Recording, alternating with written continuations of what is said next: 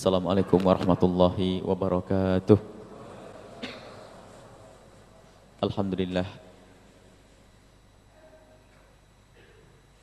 alladzi ahabba min ibadihi almutahabbina fihi. Wassalatullahi wassalamu ala habibina wa syafi'ina wa maulana sayyidina Muhammad imami ahli mahabbati wal mawaddah wa ala alihi al-muttahharina wa ashabihi tayyibin wat tabi'ina lahum bi ihsanin ila yaumiddin. Allahumma ya rabbana ij'alna minal mutahabbina fik wa inna ya rabbana na'udzubika minasy syiqaq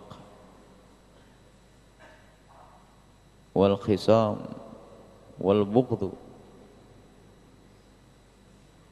wa nas'aluka ya rabbana al mahabbata fima bainana. Allahumma ya rabbana ihsyurna wa yawmal qiyamati ma'a zumratil mutahabbina fik wa ma'a imamihim habibika sayyidina Muhammad. Allahumma ya rabbana arzuqna taubata qabla al-maut wa syahadata 'inda al-maut wal jannata ba'da al-maut. Amma ba'du. Jamaah ahli itikaf yang semoga benar-benar dimuliakan oleh Allah dengan pengampunan, dimuliakan oleh Allah dengan keridhaannya, dimuliakan oleh Allah dengan bimbingan dan hidayahnya. Dan semoga Allah seperti telah memudahkan kita ikut bergabung di dalam kegiatan mulia seperti ini, semoga Allah memberikan kepada kita semua keistiqomahan sehingga kita akan selalu dikumpulkan oleh Allah bersama orang-orang mulia. Alhamdulillah malam ini kita semuanya insya Allah niatnya adalah sama, yaitu untuk mencari ridha Allah, untuk mendapatkan kemuliaan malam 1000 bulan, untuk meniru Rasulullah, yaitu menghidupkan 10 akhir bulan Ramadan. Semoga niat-niat mulia ini semua adalah benar-benar yang diterima oleh Allah Subhanahu wa taala. Dan jangan lupa bahwa agar kita semakin terus bersyukur bahwa keberadaan kita di tempat seperti ini, di saat seperti ini, di jam-jam begini adalah mahal nilainya. Tidak bisa dinilai dengan apapun. Ini adalah pilihan dari Allah. Allah yang memilih Anda semua. Allah yang menghendaki Anda semua. Allah yang memberikan kesempatan kepada Anda semua. Maka menghadaplah kepada Allah dengan syukur yang sesungguhnya atas nikmat ini, dengan harapan Allah terus akan menambah dan menambah nikmat yang telah diberikan oleh Allah kepada kita, lebih dari nikmat yang kita rasakan saat ini. Saat ini kita senang menghadiri tempat ini, kita ingin lebih senang lagi di saat kita bisa beristiqomah. La in syakartum la azidannakum. Termasuk nikmat yang jarang disyukuri oleh hamba Allah. Nikmat yang jarang disyukuri oleh hamba Allah adalah nikmat kemudahan untuk beribadah. Orang sering bersyukur di saat mendapatkan rezeki, dapat duit atau naik pangkat. Akan tapi jarang orang menyadari bahwasanya bisa sujud di tengah malam itu Allah yang memberi nikmat. Maka kita harus senantiasa sadar bahwa keberadaan kita di tempat ini adalah nikmat besar dari Allah. Maka kita syukuri agar kita bisa terus dijaga oleh Allah. Sebab janji Allah yang mensyukuri atas nikmat yang telah Allah karuniakan, maka Allah akan menambahkan nikmat tersebut. La in syakartum la azidannakum. Baik, kita akan lanjutkan apa yang sudah kita mulai tadi malam. Bagaimana kita dengan orang tua kita? Jujurlah dengan hati masing-masing. Apa yang sudah Anda lakukan kepada orang tua tadi malam? Setelah tadi malam, masihkah hati kita jauh dengan orang tua kita? Masihkah kita mendendam dengan orang tua kita hanya karena sebuah kesalahan lalu kita ditegur? Masihkah kita membentak orang tua kita? Sudahkah kita menghibur hati orang tua kita? Membuat beliau tersenyum jika masih hidup? Masihkah kita merepotkan orang tua dengan pekerjaan-pekerjaan yang seharusnya orang tua kita sudah tidak boleh lagi bersentuhan dengan pekerjaan tersebut? Tanyakan kepada hati masing-masing, bagaimana urusan kita dengan orang tua? Kalau urusan kita dengan orang tua belum beres, tidak pantas kita melanjutkan perjalanan. Beresin dulu semuanya dengan orang tuanya bagaimana. Jangan hanya kita itu mengumpulkan ilmu di otak, akan tapi hati tidak pernah diberi kesempatan untuk menghayati dan merasakan ilmu tersebut. Sekarang tanyakan kepada hati kecil masing-masing, bagaimana urusan kita dengan orang tua kita. Semuanya melihat dirinya, jangan melihat orang lain. Apa yang kau lakukan kepada orang tuamu? Jika orang tuamu telah meninggal dunia, benarkah engkau masih sambung dengan orang tuamu? Berapa kali sehari ini engkau panjatkan doa untuk orang tuamu? Berapa kali hari ini kita membacakan doa lalu mendoakan orang tua kita? Tanyakan masing-masing semuanya sebelum kita melanjutkan perjalanan kita. Orang tua berbakti ke orang tua. Awas, kalau ada orang durhaka kepada orang tua, dia tidak akan selamat dan tidak akan selamat dan tidak akan selamat. Dan jangan menunda tobat kepada orang tua, minta ampun kepada orang tua, mengaku kesalahan kepada orang tua. Jangan ditunggu esok hari. Belum tentu esok hari untuk kita. Jangan tunggu nanti, sekaranglah waktunya. Mungkin ada yang tertinggal yang semalam tidak datang. Tadi malam kita membahas tentang bagaimana hubungan kita dengan orang tua. Awas, tidak akan masuk surga orang yang tidak baik dengan orang tuanya. Pintu neraka dibuka lebar-lebar. Kemudian hari ini kita bicara apa? Malam ini kita akan bicarakan sebuah cerita. Mungkin kita sering melihat anak kecil yang bermain dengan adik-adiknya. Dan mungkin pun kita masih ingat waktu kita bermain dengan saudara-saudari kita, yaitu di masa kanak-kanak.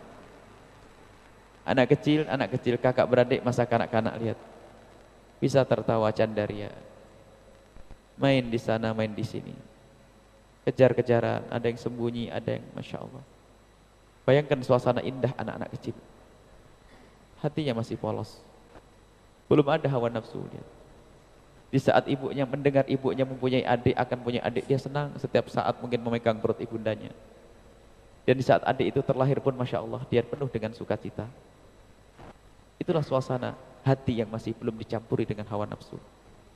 Yang ada adalah makna kasih dan cinta. Kapan itu? Di saat akalnya belum ada. Akan tapi lihat, justru banyak orang yang sudah akalnya gede, kadang pendidikannya tinggi. Ternyata makna kasih itu hilang begitu saja.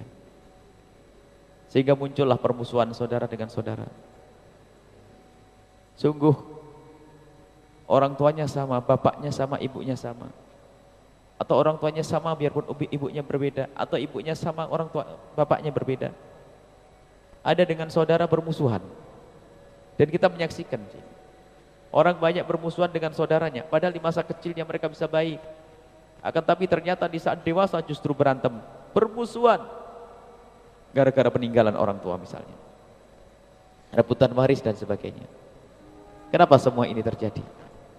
Hawa nafsu. Hawa nafsu. Hamba yang dikuasai hawa nafsu, sehingga akal sehatnya sudah hilang. Kesadarannya hilang, sehingga yang ada adalah kerakusan. Bermusuhan dengan saudaranya.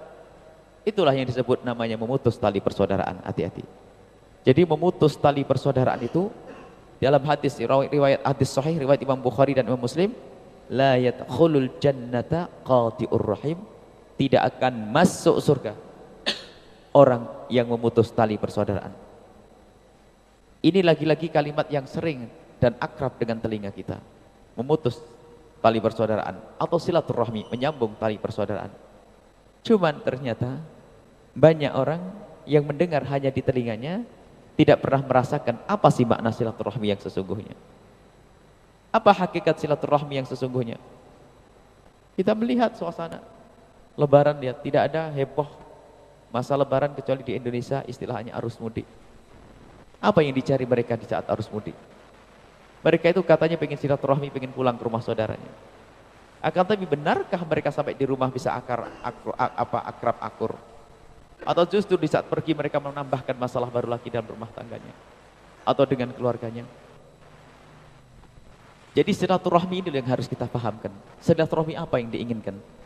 Cukup pertemuan? Belum tentu pertemuan ini menyelamatkan orang. Bisa saja pertemuan menambah kedengkian. Kadang lihat saudaranya kok sudah beli mobil. Kadang lihat saudaranya kalungnya gede. Kadang lihat itu bajunya begini. Bisa saja pertemuan jasad ini malah menjadikan seseorang itu malah bermusuhan hati. Maka yang harus kita hadirkan saat ini kesadaran bahwa pentingnya silaturahmi. Nabi sudah menjelaskan la yadkhulul jannata qati'ur rahim, tidak akan masuk surga orang yang memutus tali persaudaraan. Lalu bagaimana hakikat menyambung silaturahmi? Hakikat silaturahmi adalah nyambung hati, bukan kepada orang yang baik kepada kita. Laisal wasilu bil mukafi, orang menyambung silaturahmi itu disabdakan Nabi, bukan orang yang membalas kebaikan orang yang telah baik kepadanya. Bukan membalas kebaikan orang yang telah baik kepadanya. Itu bukan silaturahmi, itu balas. Kalau kita dibaiki oleh saudara kita, lalu kita balas kebaikannya, itu bukan silaturahmi. Walakinnal wasila, akan tetapi orang yang menyambung tali silaturahmi itu adalah man idza quti'at rahimuhu wasalaha. Yaitu orang yang dijailin, dimusuhi, didolimi, dia malah berusaha untuk menyambung. Sudahkah kita sampai derajat ini? Oh, kadang-kadang kita dibaikin saja nggak sadar, na'udzubillah. Ini lebih busuk lagi manusia ini. Jadi hakikat silaturahmi itu bukan di saat kita dikirimin buah lalu kita balas buah. Lihat sekarang tradisi silaturahmi kita pun kadang-kadang bahasa kita nggak enak. Yuk ke rumah Mbak Bude, kenapa? Anak-anak Bude sudah pada kesini, nggak enak kalau kita nggak kesana. Cuman urusan nggak enak saja. Jadi kita kadang belum paham makna silaturahmi yang sesungguhnya, sehingga urusan silaturahmi kita pun mudah tercerai-beraikan, berantakan.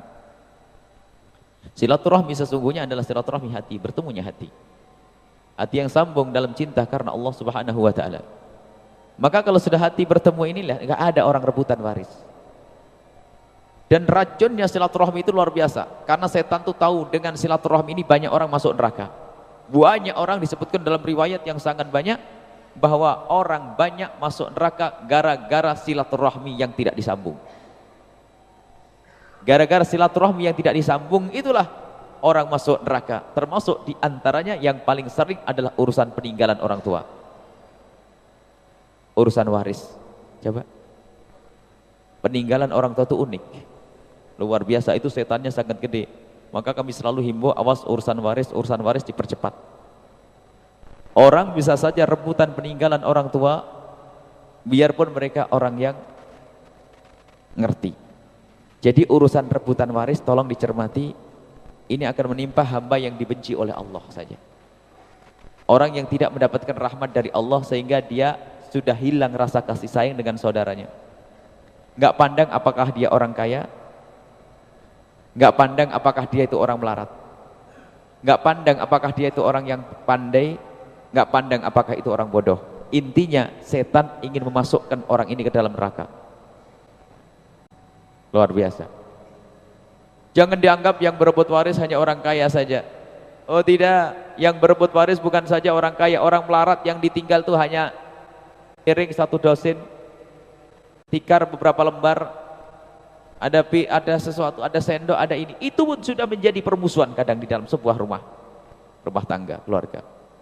Jadi bukan masalah gedenya kekayaan, bukan banyaknya uangnya, akan tapi setannya yang gede. Karena setannya yang gede ini, bahkan bukan orang bodoh saja, lihat. Kadang orang yang berilmu pun rebutan, lihat.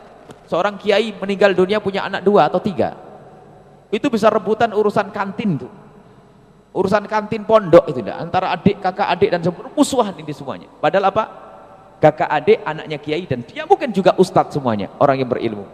Permasalahannya apa? Setannya yang gede itu. Pokoknya setan ingin memasukkan orang ini ke neraka jahanam. Nah, kita harus sadar di sini, jangan sampai kita masuk babnya ini. Kalau di rumah tangga kita harus ada yang berbuat zalim, yang penting jangan kita. Sebab luar biasa neraka. Tadi malam kami singgung, kalau ada orang berebut waris itu, dia telah melakukan 3 dosa gede yang amat gede. Yang pertama apa? Mengambil hak saudaranya.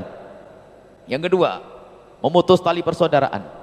Yang ketiga, durhaka ke orang tua karena menyakiti orang tua kita. Tentu kita menyakiti orang tua. Kalau kita menyakiti adik kita, berarti kita zalim kepada orang tua kita. Maka ini yang kadang tidak sadar dan kadang dikelabui oleh setan. Biasanya orang-orang yang seperti ini biasanya ahli ibadah. Itu betul kata Imam Ghazali dalam Al-Kashfu wat Tabyin. Orang-orang ahli ibadah biasanya paling rakus urusan waris. Jangan remehkan masalah ini. Dia bukan orang yang tidak punya ilmu, ahli ibadah, mungkin ngerti ilmu agamanya, mungkin umroh setiap saat, mungkin haji sering, Mungkin rajin sedekah, tapi urusan waris susah diselesaikan. Karena apa?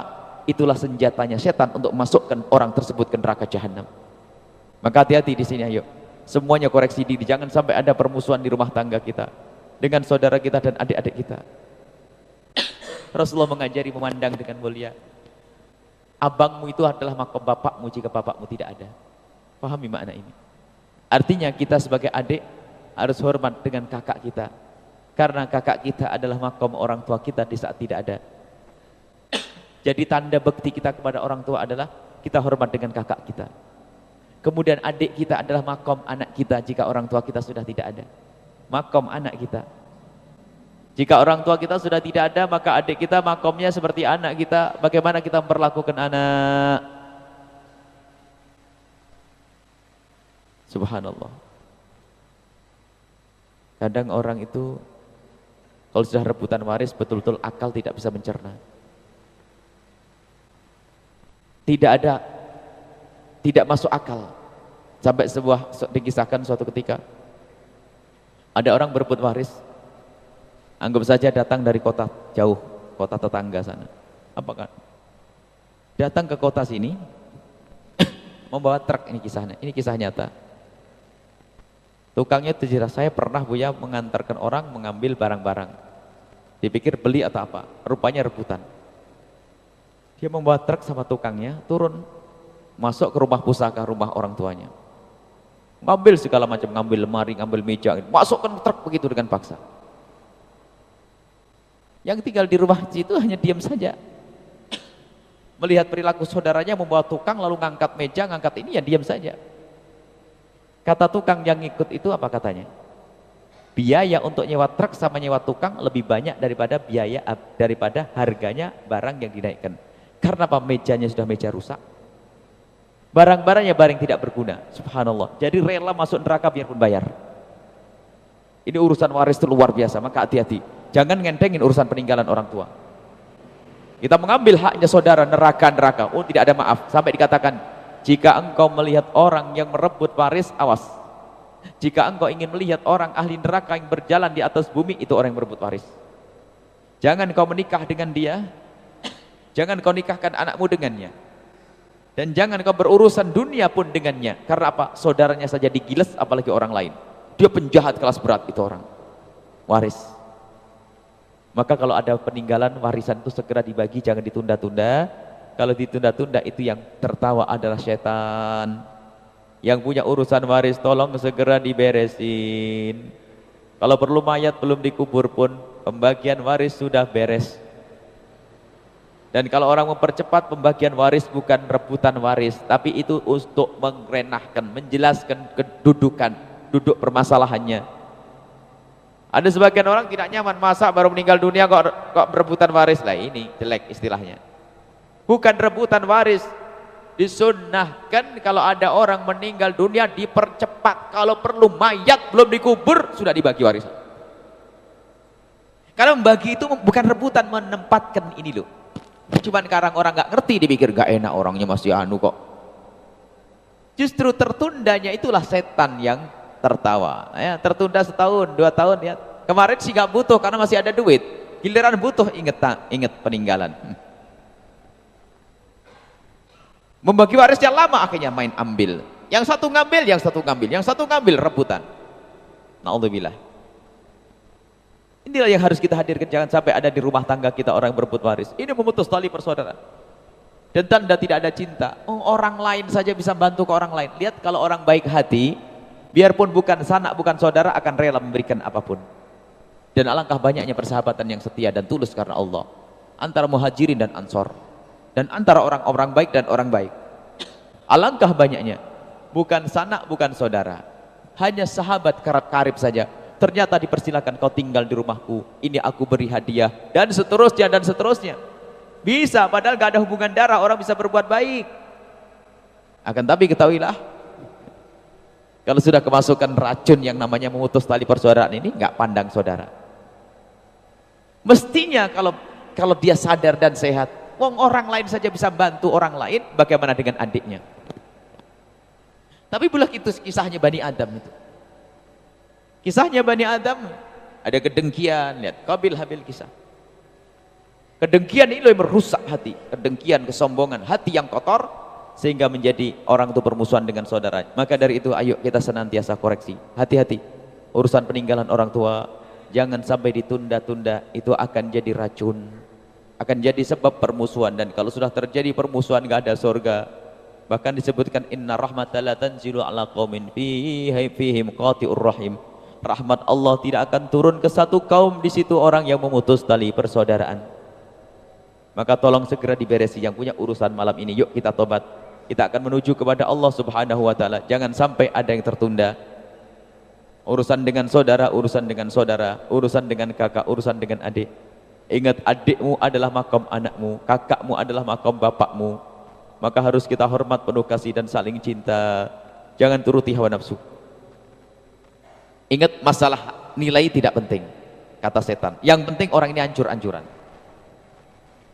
Kayak tadi, masalah ilmu pun tidak penting. Biarpun orang alim kadang-kadang masuk dalam bab ini. Tadi cuman yang dibedakan, yang beda adalah rebutannya. Kalau orang rebutan dunia ada, ini rebutan pangkat orang tua yang kami ceritakan tadi. Rebutan pangkat orang tuanya, makom bapaknya. Siapa yang jadi wakilnya? Siapa ini, masya Allah. Satu pondok itu bisa jadi pecah. Sampai suatu ketika ada sebuah pondok hancur muridnya gara-gara apa? Rebutan peninggalan orang tua, rebutan makom bapaknya, rebutan waris peninggalan orang tuanya. Kayaknya sih pakai kopiah putih. Jadi ternyata banyak orang pakai kopiah putih masuk neraka juga banyak. Pakai jubah masuk neraka, yaitu ini. Bahkan suatu ketika ada sebuah keluarga datang kepada kami menceritakan tentang urusan warisannya. Ternyata yang menguasai adalah salah satu kakak, bukan kakak terbesar, salah satu saudaranya yang paling lama mondok dan paling alim, paling rakus, paling jahat, nerakanya paling dalam itu, paling ustad. Jadi nggak ada hubungannya dengan keustadan itu, kata setan. Yang penting masuk neraka. Maka harus waspada kita semua, tidak boleh ada yang lengah. Oh, bapak saya orang melarat, nggak kira rebutan waris. Nggak, bukan masalah itu. Piring jadi rebutan tuh, sendok jadi rebutan itu nanti. Hal-hal sepele bisa jadi permusuhan di rumah tangga kita itu dengan keluarga. Maka ayo semuanya sadar, koreksi jangan sampai ada di rumah kita. Segera kembalikan kepada yang berhak, minta maaf. Kemudian warisan itu baru segera dibagi kalau sudah 5 hal dilakukan. Ini fikihnya. Warisan baru akan dibagi jika 5 hal sudah terpenuhi. Yang pertama, hutangnya kepada Allah. Jangan buru-buru dibagi dulu warisan, kecuali hutang kepada Allah diberesi. Nazar-nazarnya. Atau mungkin dulu pernah kaya mau haji belum sempat berangkat. Tapi kalau aslinya melarat enggak. Sudah kaya belum sempat berangkat haji, maka potong dulu untuk biaya haji. Utang kepada Allah. Yang kedua adalah utang kepada manusia. Jangan buru-buru membagi waris sementara utang bapak kita masih banyak, utang orang tua kita masih banyak. Selesaikan dulu utangnya. Setelah utang kepada manusia, sekarang kewajiban berkenaan dengan hartanya, yaitu zakatnya. Misalnya ada orang punya toko, sudah berputar 1 tahun, sudah wajib mengeluarkan zakat, belum sempat mengeluarkan zakat, keburu mati, ambilkan zakat dari harta peninggalannya. Yang keempat adalah wasiat-wasiat. Wasiat-wasiat, kalau ada wasiat maka hendaknya dipenuhi, tentunya dengan syarat-syaratnya. Yang kelima adalah biaya perawatan jenazah, mulai pengkafanan, penggalian kubur dan seterusnya. Setelah 5 hal ini baru nanti dibagi warisan itu, dan jangan ditunda esok hari. Sekarang ada sampai turun ke 5 belum bisa dibagi itu, sudah terlanjur hancur-hancuran. Sampai suatu ketika ada sebuah pesantren hall akbar, hall besar, hall Mbah Yai yang berapa itu. Rupanya sanak saudaranya yang sadar bercerita bahwasanya, Buya, di sini bisa bertemu reuni seperti ini, asalkan jangan ngomong masalah warisan. Kalau sudah membahas warisan panjang.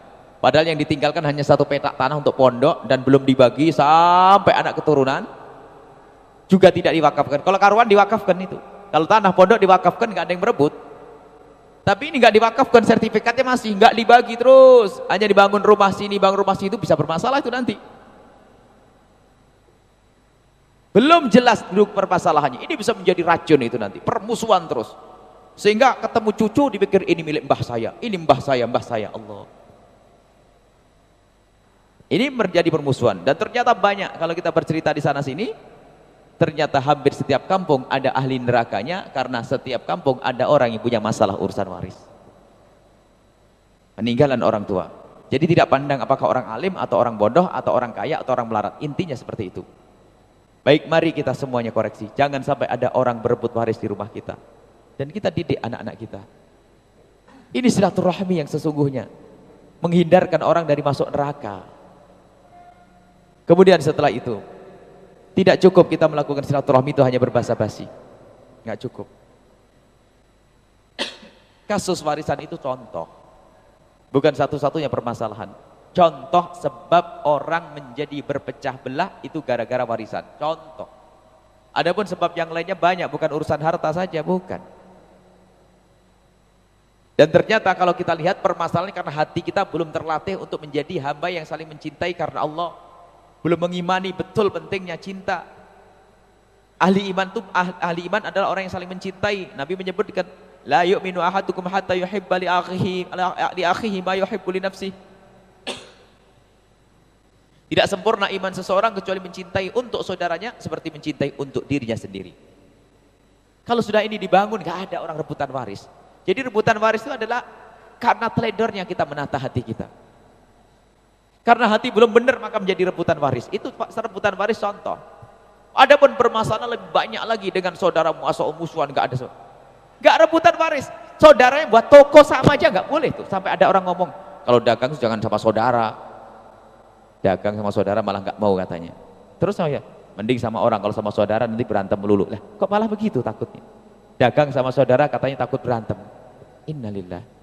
Mestinya dengan saudara dulu untuk baik, membangun ekonomi bersama. Tetangganya buat toko yang sama gak ada masalah, tapi giliran adiknya buat toko yang sama ribut itu. Bukan rebutan waris lagi. Karena hati yang busuk nih, subhanallah. Tetangganya beli mobil gak ada masalah, tapi adiknya beli mobil ngedumel dia tuh. Ya, busuknya hati itu. Jadi permasalahannya kotornya hati ini loh, karena tidak pernah ditata ini menjadi segala sesuatu menjadi masalah di rumah kita. Tidak ada surga bagi orang seperti itu. Itu orang yang memutus tali persaudaraannya kayak begitu tuh.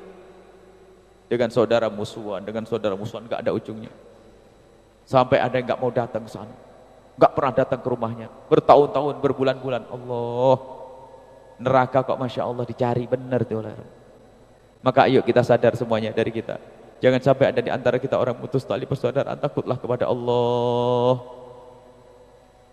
Menata hati ini. Gimana sih menata hati dengan saudara ini? Apa pendidikan dari Nabi? Cinta.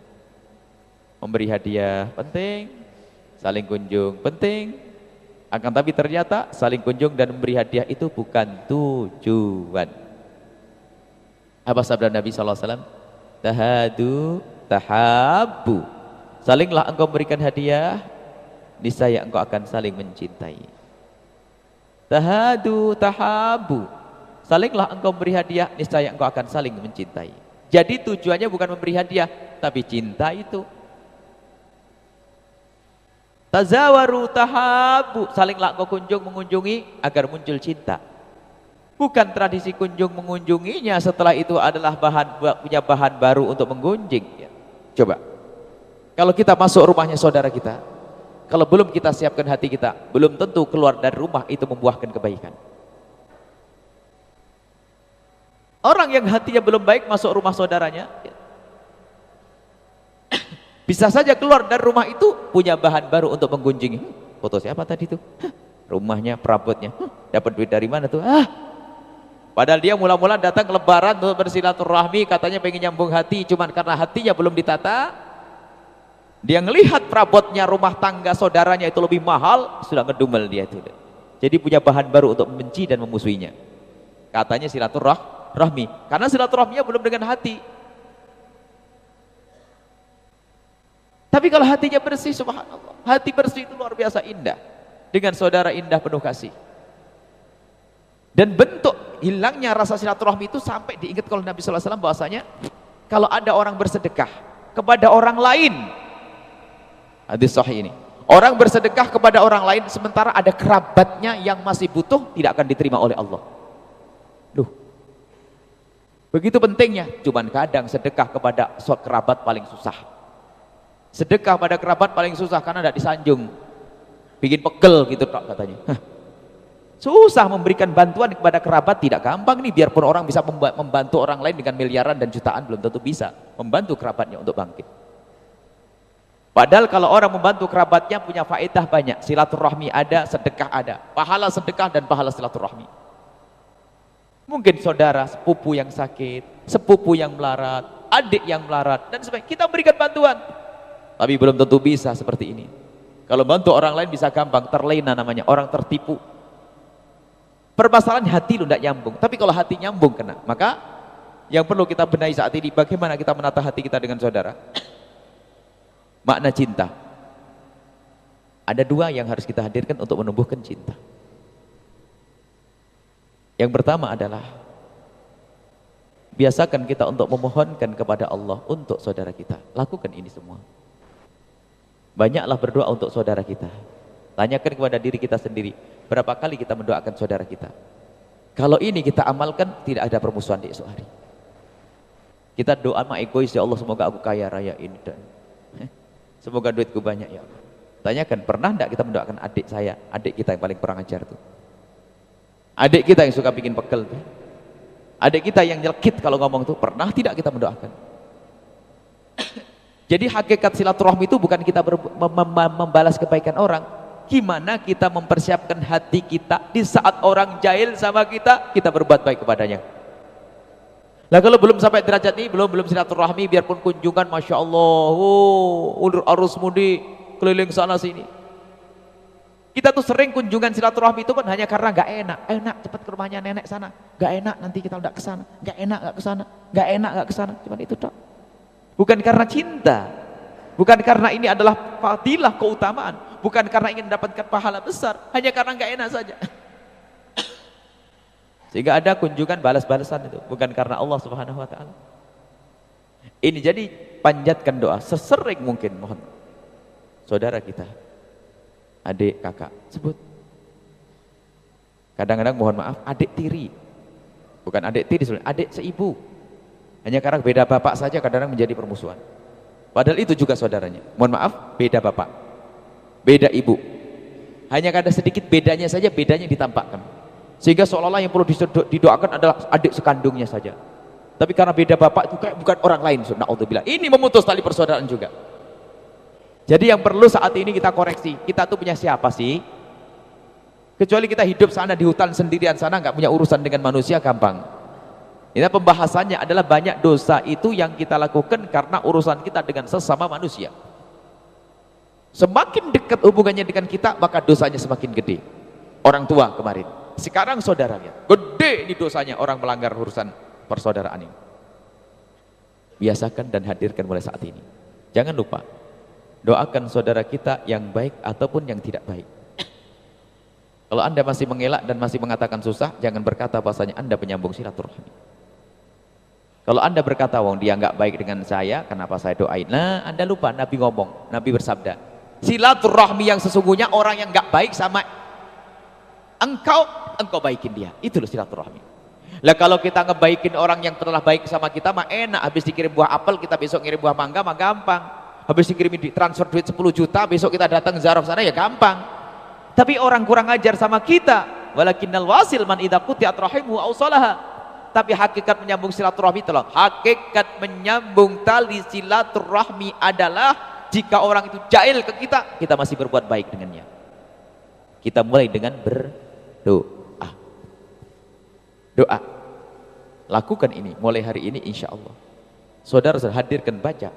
Hadirkan wajah mereka di saat kita mohon. Ya Allah, saudariku yang itu ya Allah. Mungkin kita gemeteran membaca doa itu karena apa? Saudara kita kurang ajar benar. Jangan Anda berkata sudah menyambung silaturahmi kalau Anda belum bisa seperti ini.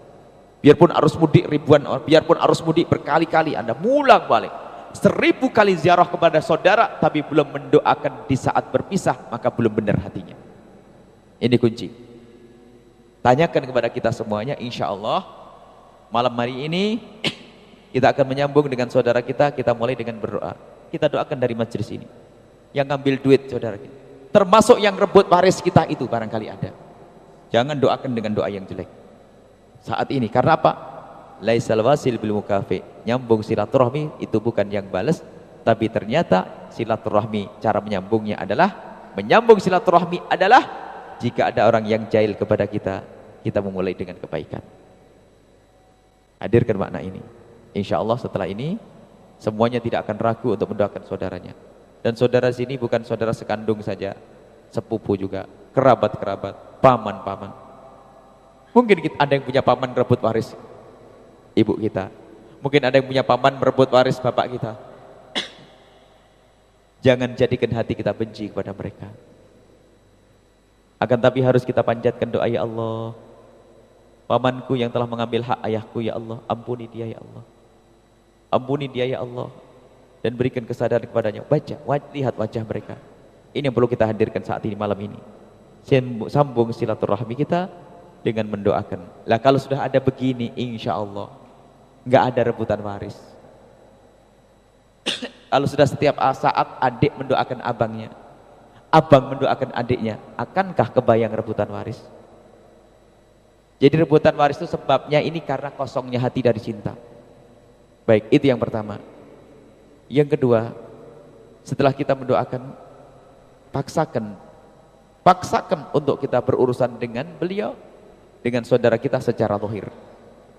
Dengan yang diajarkan Nabi, apakah memberi hadiah atau kunjungan, silaturahmi atau mohon maaf. Sekarang zaman pemalas, tapi masih ada sarana silaturahmi. Apa itu? SMS atau HP atau telepon dan sebagainya. Lakukan. Tapi ketahuilah bahwa SMS yang Anda kirim, kunjungan yang Anda lakukan, hadiah yang Anda berikan, itu martabatnya adalah atau Anda datangkan jika Anda sudah memulai dengan permohonan di tengah malam. Jangan dibalik. Jadi Anda jangan mengunjungi rumahnya kecuali Anda sudah mempersiapkan di malam harinya dengan doa. Termasuk besok lebaran ini. Aku akan kunjung ke rumah bibiku, aku akan kunjung ke rumah abangku, aku akan kunjung ke rumah adikku. Jangan buru-buru ke rumahnya dulu sebelum Anda setiap malam bisa mendoakannya. Kenapa? Kalau hatimu belum engkau persiapkan, nanti sampai ke sana tadi loh dapat bahan baru untuk menggunjing. Halal bihalal keluarga besar Pak Haji siapa? Kan ada begitu. Halal bihalal keluarga besar Bani siapa? Bani Adam. Ternyata dia duduk begini sudah eker-ekeran. Mobilnya yang ini bermusuhan. Karena apa? Sebelum bertemu belum menata hati. Hanya ramainya saja sumbangan sampai puluhan juta, ratusan juta. Hal besar saudara, puluhan juta. Tapi hatinya belum ditata, nggak ada guna itu semuanya. Jadi ingat, untuk menghindari permusuhan, rebutan waris dan memutus tali persaudaraan, maka lakukan yang pertama adalah dengan berdoa. Pastikan diri Anda sudah bisa mendoakan saudara kita yang kurang ajar sekalipun dengan kita. Kenapa? Itulah hakikat menyambung tali persaudaraan. Yang kedua, amal nyata secara zahir. Jika Anda punya rezeki, kirim hadiah kepadanya. Jika Anda punya kesempatan, kunjungi kepadanya. Kalaupun tidak, dengan telepon dengan bahasa silaturahmi sesungguhnya. Assalamualaikum abang, gimana kabar? Baik semuanya, mohon doa. Mohon maaf atas segala kesalahan. Dan ketahuilah, yang meminta maaf tidak harus adik. Orang yang paling hebat di antara kakak adik adalah yang lebih dulu minta maaf. Sekarang tuh kadang-kadang sombong. Oh ya, dia adik saya, biar datang ke saya. Oh ya.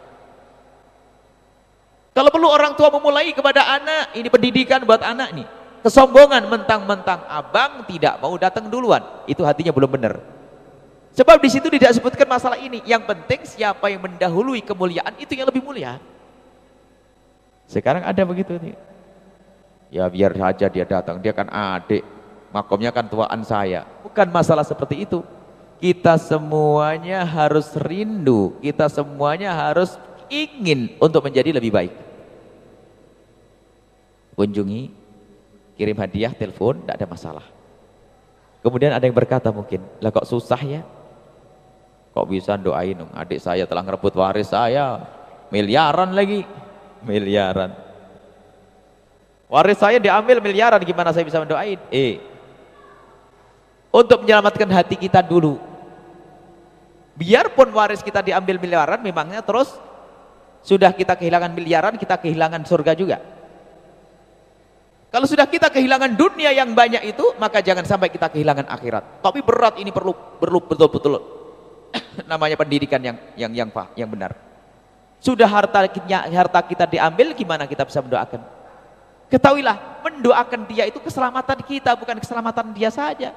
Saya pengen selamat. Jangan sampai saya masuk bab dendam dengan saudara saya gara-gara waris saya diambil. Saya harus doakan, ya Allah, saudaraku yang sudah merebut warisku, ya Allah, berikan kesadaran, ya Allah. Allah, hati akan adem. Dan yang sudah diambil olehnya, ya Allah, gantilah untukku, ya Allah, dengan yang halal, yang lebih bersih. Mendoakan. Dan lagi jaminan dari Nabi SAW, kalau kita mendoakan orang lain, di saat orang itu tidak ada di hadapan kita, kita doakan orang lain, di saat orang itu tidak ada di hadapan kita, maka itu doa akan dikabul oleh Allah untuk kita. Ma min abdin muslimin yad'u li akhihil muslimi ala dhahril ghaibi ila waqala al malaku walaka bimithlin. Jika ada orang mendoakan orang lain, maksudnya saudara, tetangga, yang orang itu tidak ada di hadapan kita, maka malaikat mendoakan walaka bimithlin, engkau yang berdoa akan mendapatkan duluan. Jadi jangan rugi untuk mendoakan, jangan ragu untuk mendoakan. Tidak rugi kita mendoakan saudara kita. Maka insya Allah nanti di dalam tafakkur kemudian berdoa, sebut ibu bapak nama-nama orang yang telah memutus tali persaudaraan dengan kita, yang jahil dengan kita. Allah, apalagi kok kita yang jahil. Na'udzubillah. Itu yang jahil kita ini. Yang jahil mereka, mereka yang jahil ke kita. Mereka yang jahat kepada kita, itu kita doakan. Bagaimana jika kita yang jahat? Allah, kita yang rebut waris ini, Masya Allah, kita yang cuek dengan saudara kita yang nyelekit ngomongnya. Allah, gak ada surga kalau kita tidak segera tobat. Saat ini udah mulainya. Doakan beliau-beliau yang pernah kita sakiti dengan doa yang baik, tapi besok ikrar, aku harus ketemu dia, aku harus minta maaf kepadanya, aku akan hentikan semua kejahatanku ini. Allah, itulah renungan kita malam hari ini dengan saudara. Awas, awas, awas, tidak akan masuk surga. La yadkhulul jannata qati'ur rahim. Tidak akan masuk surga orang yang memutus tali persaudaraan. Yang harus kita perhatikan sebabnya karena hati kita yang busuk, hati kita yang kotor. Maka kalau pengen tahu kekotoran hati kita, sederhana. Setelah majelis ini pun semua orang bisa tahu. Tanyakan kepada hatimu nanti, waktu kita setelah bersalam-salaman, bisa enggak kita mendoakan saudara kita yang kurang ajar itu? Kalau ternyata kita belum bisa, katakan hatimu kotor, tidak pantas iktikaf di tempat mulia ini, belum ada buahnya, jadi kita duduk di sini. Paksakan karena itu untuk mendapatkan kemuliaan. Ingat, kalau kita mendoakan orang lain dengan doa yang baik, maka yang bersih hati kita, satu. Yang kedua, Allah akan mengkabul untuk kita sebelum orang itu. Cuman kadang berat. Betul tuh, hawa nafsu enak bener doain dia sama saya, ngerebut waris saya. Inilah solusi yang harus kita hadirkan pada kesempatan ini untuk menjalin hubungan baik dengan saudara, sanak dan keluarga. Jangan sampai kita menghadap kepada Allah Subhanahu wa taala dengan punya urusan dengan saudara. Jangan sampai kita menghadap kepada Allah kita masih memutus tali persaudaraan. Hati saling mencintai karena Allah. Awas, awas, tidak ada yang rebutan warisan setelah ini. Tidak ada yang rebutan pangkat orang tua setelah ini. Ketahuilah, merebut waris dosanya amat gede, karena orang yang merebut waris telah melakukan 3 dosa sekaligus. Cukup 1 dosa saja untuk masuk neraka yang paling dalam. Cuman permasalahannya gak sadar biasanya orang. Jago maksiat tidak sadar, yang merebut waris pun tidak sadar, yang suka ngomong jelekit pun tidak sadar. Lah kalau tidak sadar gimana bisa sadar, bisa bener? Maka malam ini kita merenung, tidak usah ngelihat orang lain ya. Mohon tidak usah ngurusi rumah tangganya orang. Tidak usah berbicara tentang tetangga kita yang rebutan waris, nggak perlu. Tidak usah berbicara tentang saudara kita yang berantem, tidak usah berbicara tentang tetangga kita yang berantem, nggak usah. Sekarang kita perlu ngurus diri kita sendiri dengan semua orang-orang yang bersama kita, dengan saudara-saudari kita, dengan ibu bapak kita, dengan bibi-bibi kita, seperti apa urusan kita. Dan kalau perlu disebut nanti, insya Allah tafakurnya lebih lama lagi, sebut namanya satu persatu, itu bibiku yang ini, itu pamanku yang begini, ini, dan ya Allah berikan kepada mereka segala kebaikan, ya Allah, ya Allah, ya Allah, begitu. Ingat, baca wajah mereka, lihat wajah mereka. agar tertanam makna kecintaan di dalam hati, itulah hakikat silaturahmi. Lah kalau faedahnya silaturahmi banyak. Di antaranya memperpanjang umur, melapangkan rezeki, melapangkan dada. Enak kalau orang silaturahmi. Dan dia hidup di mana-mana indah. Hidup di mana-mana indah, tapi kalau dengan hati yang dendam capek, duduk di sana capek, ketemu adik capek, ketemu abang capek, ketemu saudara capek, ketemu capek. Ini hati busuk. Tapi kalau hati baik, Masya Allah, datang ke rumahnya adik senang karena hati saling mencintai. Biarpun tidak dikasih apa-apa, senang. Datang ke rumah ini senang. Ada orang tuh besem mukanya. Oh, enggak enak. Langsung utuhan sama saya. Sok bener tuh. Pamer. Jadi kemana-mana bermusuhan, itu hati yang kotor. Maka yuk malam ini kita semuanya ingat berdoa. Doakan saudara kita. Ingat wajah mereka nanti. Sebutkan satu persatu. Khususnya yang paling bermasalah. Jangan justru ditinggal. Yang paling bermasalah, yang paling kurang ajar dengan kita doakan dengan panjatan doa yang baik. Maka itu hakikatnya Anda telah menyambung silaturahmi. Ingat sabda Nabi, laisal wasilu bil mukafi. Menyambung silaturahmi itu bukan kita membalas kebaikan seseorang. Walakinnal wasila man idza quti'at rahimuhu aw salaha. Akan tapi orang yang menyambung silaturahmi itu adalah jika kita dijailin, direbut waris kita difitnah, wasolaha, ternyata kita yang ngalah untuk datang.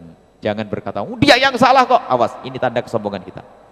Pokoknya di rumah kita tidak boleh ada yang ngomong, saya yang tua kok, dia harus datang ke saya. Jangan ada itu.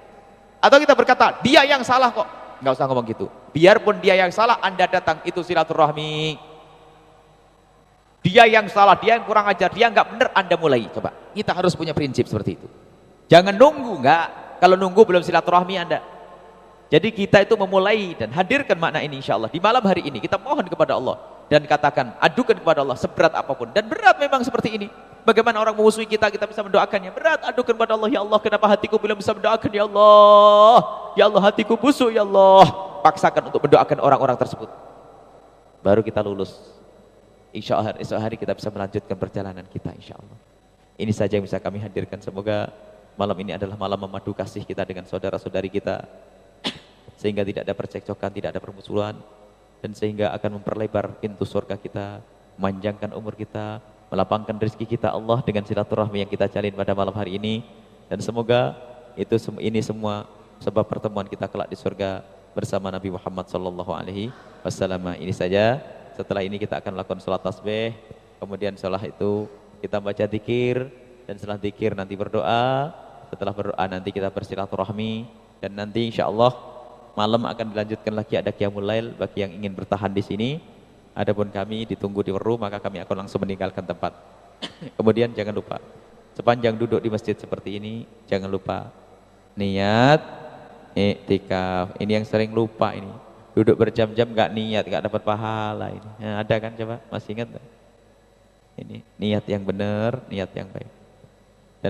Dan kemudian husnudzon kepada Allah bahwa malam seperti ini adalah malam Lailatul Qadar. Terus rindu Lailatul Qadar, baca Al-Quran, baca dzikir. Nah, termasuk tadi yang barangkali yang belum pernah dengar, doa yang kita baca di awal tadi, asyhadu alla ilaha illallah, itu adalah doa untuk di malam-malam seperti ini.